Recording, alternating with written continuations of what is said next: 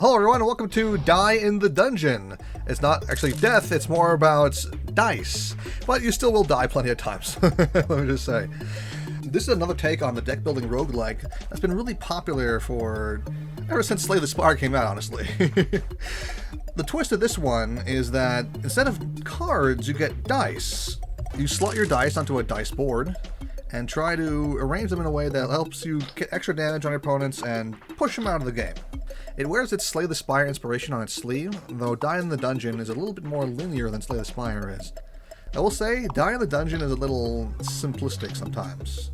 There's only like 3 or 4 different kinds of dice you're really going to be running, and most of the time there's not a real good amount of synergy here. The main thing you really want to do is use boosting dice to increase the power of your blocking, attacking, or healing cards. But for 1 or 2 hours of gameplay, I'd say it's a really good game, and it's absolutely free, so check it out right now if you want to. Let's do a quick overview of the dice and how to play the game.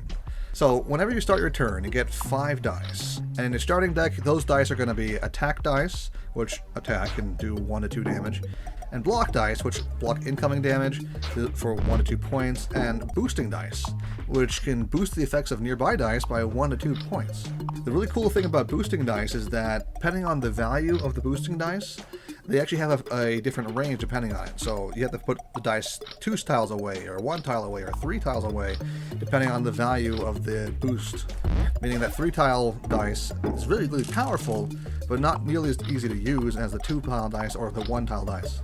And last but not least is the healing dice. You'll get one of these, and it has a special property on it, being glass. A glass dice can only be used once per battle, which means you can only heal yourself once per battle, and for 1 to 2 points unless you boost it. It's not exactly the most reliable tool, and it's kind of hard to really keep your health total high with only the glass version of the dice, but you can get versions of healing dice later on that aren't glass, and you can use them as many times as you want. That kind of segues into the next thing, is the properties. There's several properties that each dice can have. One of them being, of course, glass, which we've already talked about, and the other one is hollow. A hollow dice can be used without spending any energy, because you only get 3 energy per turn to place 3 dice. But a hollow dice doesn't take any of that energy, so you can just throw that dice as well. You have a whole hand of hollows, you can just dump the whole thing and not have to worry about it. After that, you have heavy dice.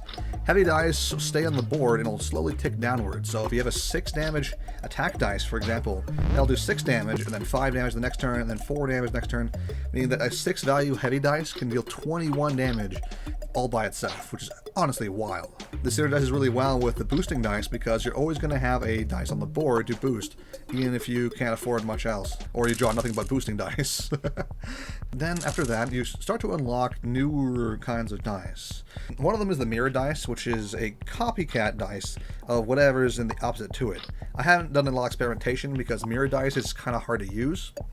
It's only as good as your deck really is, and by themselves, I think they're basically useless. They can be really effective, but I don't really know how you use them effectively compared to just using a healing or attack dice.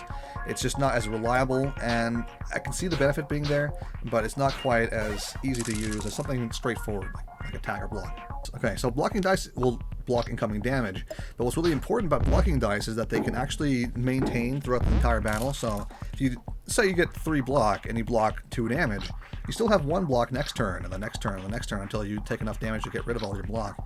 Meaning that in the short term, block is actually much better than healing, because during that one battle you're in, you can actually just take as much damage as you want to. It caps out at your maximum hit points, so if you have 20 maximum hit points, you'll cap out at 20 block, but that's damage not doing to your actual hit points, so that's way better than healing is. However, healing is a lot more important in the long run because you want to be able to heal for the next battle and not have to worry about your actual hit points being depleted to 0.